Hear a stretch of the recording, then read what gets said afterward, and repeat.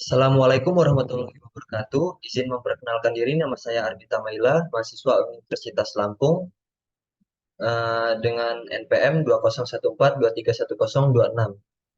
Baik, di sini saya akan membuat video pembelajaran terkait proses pendinginan pada proses produksi nata de coco.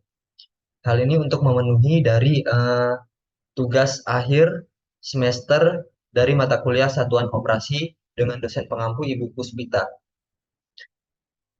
Baik, pendinginan atau penggunaan suhu rendah sering diartikan sebagai suatu usaha penyimpanan dan pengawetan bahan pangan. Ada dua cara penyimpanan pada suhu rendah, yaitu pendinginan dan pembekuan.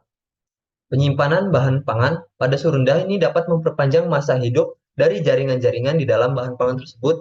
Hal ini disebabkan bukan hanya karena keaktifan dari respirasi menurun, tetapi juga karena pertumbuhan mikroorganisme penyebab kebusukan dan kerusakan lain dapat diperlambat. Baik, selanjutnya di sini studi kasus yang saya ambil yaitu adalah proses pendinginan dari proses produksi nata de coco. Alasan saya mengambil studi kasus ini karena saya telah mempelajari secara langsung dan menerapkan prakteknya pada CV Agrindo Suprafood yang kebetulan saya melakukan praktek umum di tempat tersebut dengan tempat yaitu adalah di Kabupaten Bantul, Daerah Istimewa Yogyakarta. Baik, di sini telah dipaparkan dari diagram alir pembuatan nata de coco-nya. Nata de coco pembuatan lembaran di sini dilakukan pertama yaitu adalah direbus dengan suhu 90 sampai 100 derajat Celcius air kelapa. Pada perebusan ini dilakukan proses penambahan, yaitu penambahan gula dan asam asetat serta natrium sulfat. Kemudian dituangkan setelah semua campuran homogen ke dalam nampan yang berbentuk persegi panjang dengan ketebalan kurang lebih 3 cm. Setelah dilakukan penuangan, dilakukan pendinginan selama 24 jam pada suhu kamar.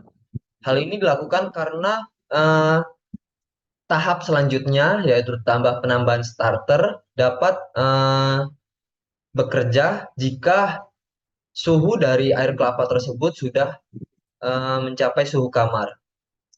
Kemudian setelah 24 jam dilakukan pendinginan, dilakukan penambahan starter yaitu Acetobacterium silynum.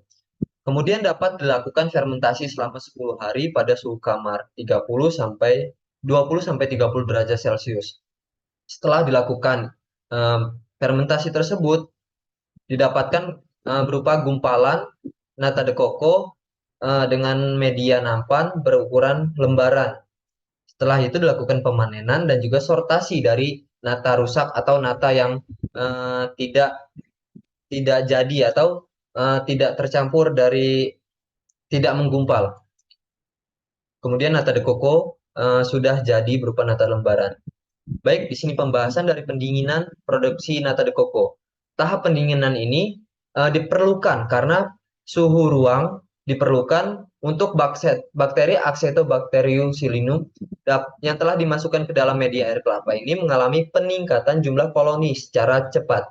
Bakteri yang ada pada media tersebut memproduksi serat selulosa dalam jumlah banyak dengan bantuan enzim-enzim iso dan juga enzim poli yang juga diproduksi sendiri oleh bakteri tersebut.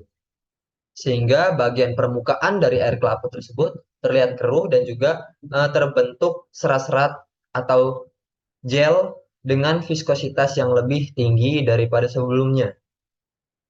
Kemudian tambah berkembang seiring lamanya fermentasi kurang lebih 10 hari. Kemudian semakin lama lapisan gel tersebut semakin tebal dan semakin jelas terlihat, sedangkan jumlah cairan pada media tersebut semakin lama semakin sedikit.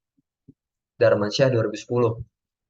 Nah, ini adalah daftar pustaka yang saya gunakan dari Darmansyah Asep Hadaya Saputra, Supervisor Mahmud Sedia Bardio, Excimer Dijan Supormo, Excimer 2010. X, evaluasi sifat fisik dan juga sifat mekanik material komposit serat atau resin berbahan dasar serat nata de coco dengan penambahan nanofiller. Jurnal Universitas Indonesia Depok. Sekian untuk presentasi yang dapat saya sampaikan. Jika ada kekurangannya, saya mohon maaf. Dan jika ada lebihnya itu terdapat dari ibu dosen dan juga dapat dari Allah Subhanahu wa taala melalui mungkin praktek umum yang saya lakukan. Terima kasih. Wassalamualaikum warahmatullahi wabarakatuh.